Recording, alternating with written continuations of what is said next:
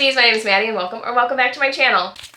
So today we're going to be talking about second chance romances. I was a hater, I'm not gonna lie. The first few times I read a second chance book, I was like, these suck.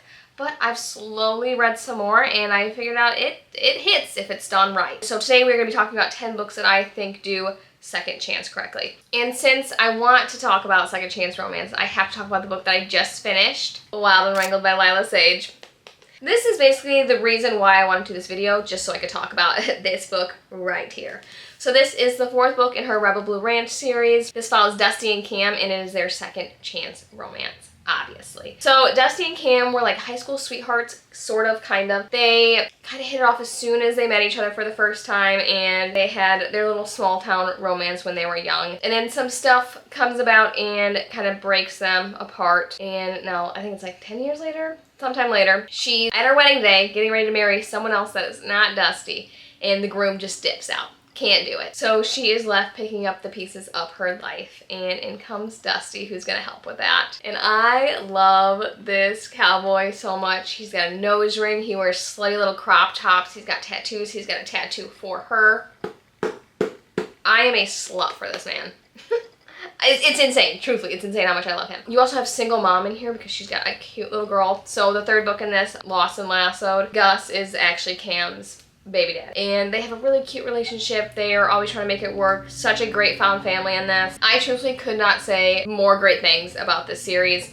If you have any inkling that you want to pick up this Rebel Blue Ranch series, please do it. You will not be disappointed. Now let's talk about two people that have been through the ringer over and over and over again, and they deserve their second chance more than any other couple I think I've ever read about. And that could be a little biased because I love them so much. So I have Saving and Redeeming Six by Chloe Walsh. This follows Joey and Aoife's story, and they deserve all the happiness in the world, honestly. Joey did something to me when I read these books, and he wrecked me, honestly.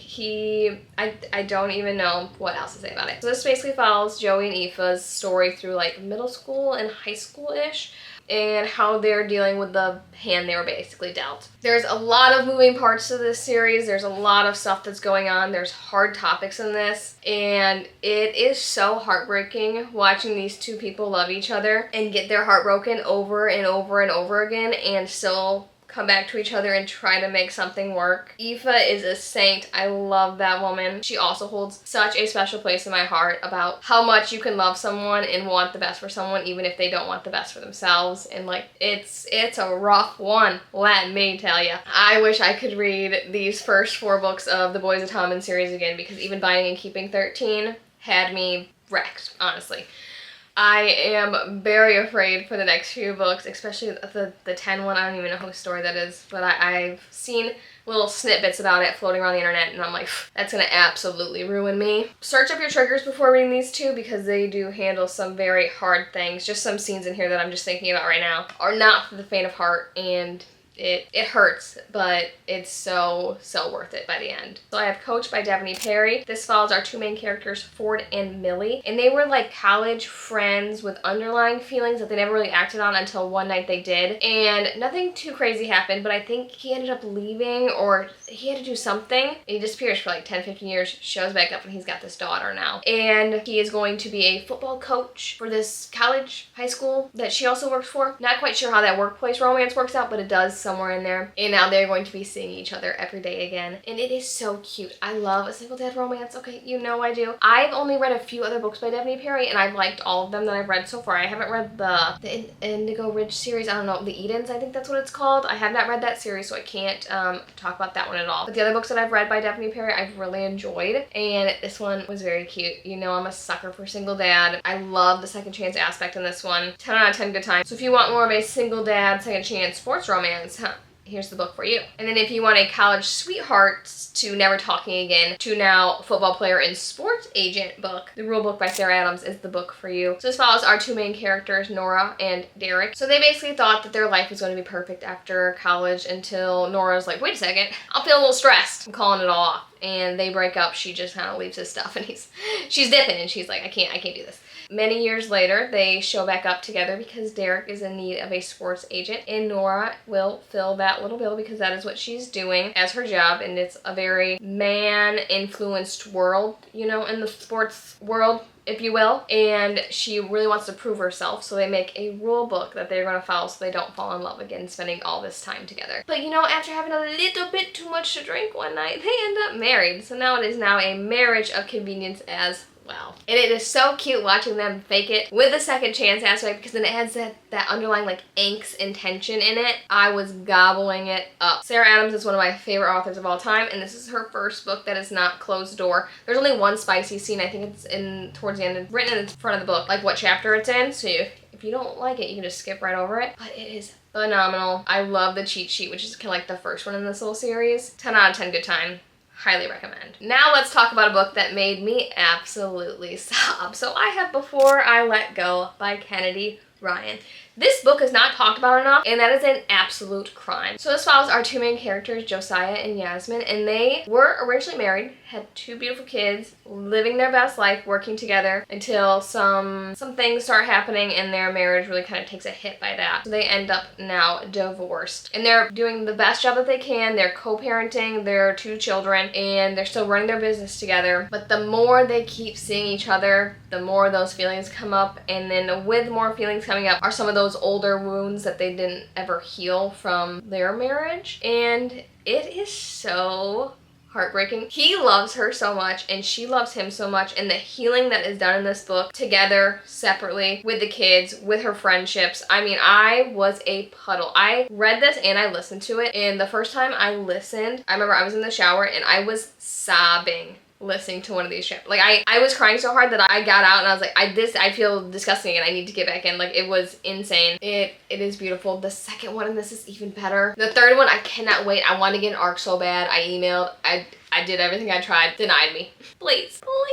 I was trying my best and I couldn't get it. But I would highly recommend this one, especially if you want one that's gonna make you cry. There are some hard topics in this, so search up your trigger warnings before going into it, because it's a rough one and it's on page and it's very sad. So do with that as you will, but I still highly recommend that you pick this one up. So lastly, for my physical copies, I have Final Offer by Lauren Asher. So this follows our two main characters, Cal and Elena. Elena lives at this little lake house. I think they like grew up together or something like that. They always promised each other that they would work it out and they would end up together forever, basically, until some things go bump and they end up not talking again. In this Dreamland Billionaire series, there's 3 of them. In order for all of these men to get their inheritance, their grandfather left them with like a checklist of things you need to do. So in order to collect Cal's inheritance, he has to go back to Lake Wisteria, kind of fix up the lake house and spend like the summer in it. So when he goes there, he's like, okay, this will be easy. Just gotta spend my time by a lake. He goes there, goes to open the front door, and Elena's there, and she's like, excuse me, what are you doing here? And he's like, I'm the owner of this house. And she's like, no, you're not. It's me. And she's like, this is my house. You cannot take it from me. So it's their little argument and their little agreement at the end of like how they're going to work out this house. And she was also the sole provider for her niece. She got a little bit of single parent in there as well. But this was my favorite one out of the entire series, or trilogy, whatever you want to call it. I loved Cal. I loved Elena. Cal hurt my heart. The way he interacted with, I don't even know this little girl's name, but oh my goodness. It hurt. It hurt. There's like a scene where he's in his bedroom and she like comes and gives him like this little note, and he's not doing well because of some problems he has, and it broke me. It was a rough one, but again, highly recommend. Then I have Drop 3 by Indy Valentine. This is a baseball romance. So this follows our two main characters, Navy and Bodie, and they kind of had like a little fling during Navy's brother's wedding, but then immediately Bodie like put a stop to it, and he's like, no, I don't know if this is gonna work type thing, and basically like, I don't like you at all, and breaks her heart basically on the spot. And now it has been a few years later, and Navy has just broken up with her boyfriend, and she needs a place to stay, so she's gonna move in with Bodie and a few of his his friends. So you have roommates in there as well. And you have all that underlying tension because Bodhi is down bad for her. When I tell you he is obsessed, he is obsessed with her. Like, it has been no one for him besides her, and she like has no idea, not a clue. But she's also not a doormat. I mean, she is sticking it to him. She makes him beg for forgiveness. Love her. I love this found family that Indy's creating throughout these books because you're getting, I think like everyone's kind of getting a book in this little baseball team thing going on.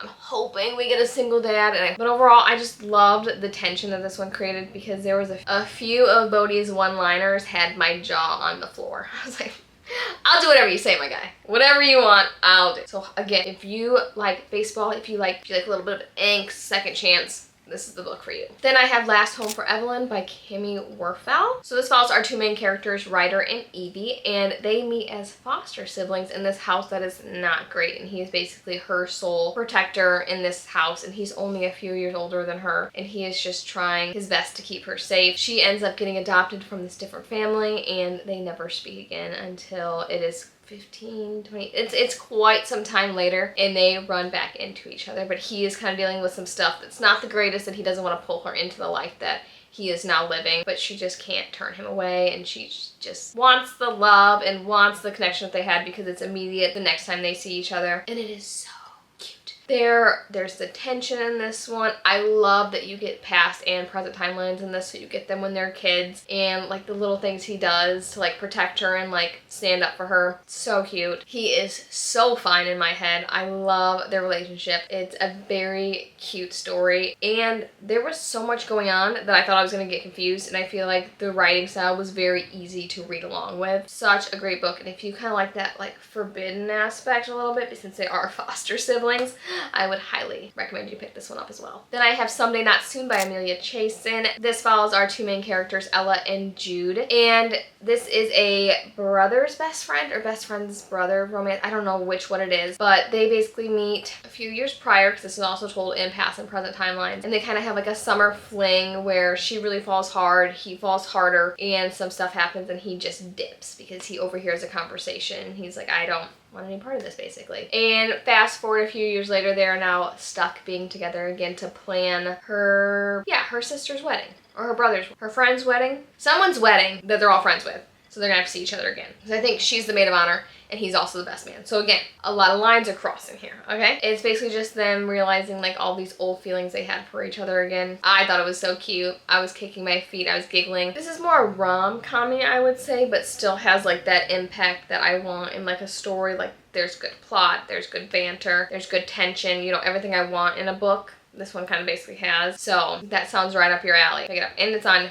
KU. And then lastly, I have You Deserve Each Other by Sarah Hogel. So this is a bit of a different take on Second Chance, but I felt like it's a second chance, so I put it on this list because it's my list, you know what I'm saying? So this follows Nicholas and Naomi, and they're engaged throughout this story. And as they're like wedding planning and stuff like that, they realize they can't stand each other. Like they hate each other. Like, this is who I have to spend the rest of my life with. Are you kidding me? So they're like, I don't want to call off the wedding, because if I call off the wedding, I have to foot the bill for it. But if someone else calls off the wedding, they gotta foot the bill for it. So what better than to start sabotaging each other? So throughout this book, they are both like pulling pranks, and not like little harmless pranks. Like some of them, like, Jesus, okay, go off. And I was cackling and giggling, and the way that they were basically attacking each other warmed my little heart. You know, they were so funny, and like throughout them kind of sabotaging each other and making their lives hell, they kind of find their way back and realize, oh wow, this is why I actually fell in love with this person. And it is so cute. I listened to this book and I would highly recommend doing so. I thought it was phenomenal.